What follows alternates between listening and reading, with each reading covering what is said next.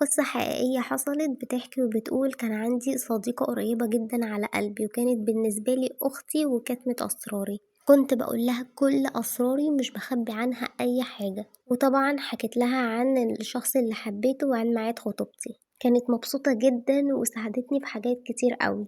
وفي يوم قبل ميعاد خطوبتي بأسبوع تليفوني كان بيرن وكان خطيبي بيقول لي إنه مش هيقدر يستمر معايا بسبب ظروف خارجة عن إرادته. ما بقيتش مصدقة اللي بسمعه كأني في حلم، ما استوعبتش خالص أي حاجة وحتى ما ادانيش فرصة للرد. حسيت كأن قلبي هيقف وأنا ببص للتليفون في حالة صدمة وكأن حد اداني بالقلم على وشي. ما قدرتش أفكر كتير، بسرعة اتصلت على صاحبتي أكلمها وأنا منهارة وكلامي مش مفهوم. ما كانتش فاهمة مني حاجة وبتحاول تهديني، ودقايق بسيطة وكانت عندي في البيت قعدت تهديني.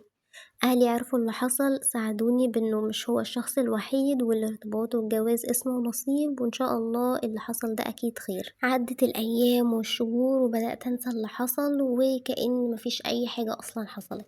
جت صاحبتي قالت لي إنها هتسافر علشان تعالج والدتها وهتيجي قريب. طبعا دعيت لوالدتها إن ربنا يشفيها وقلت لصاحبتي تكون دايما معايا على تواصل. بعد 5 شهور جت والدتي قالت لي إن خطيبي السابق اتجوز وكانت متضايقة قوي.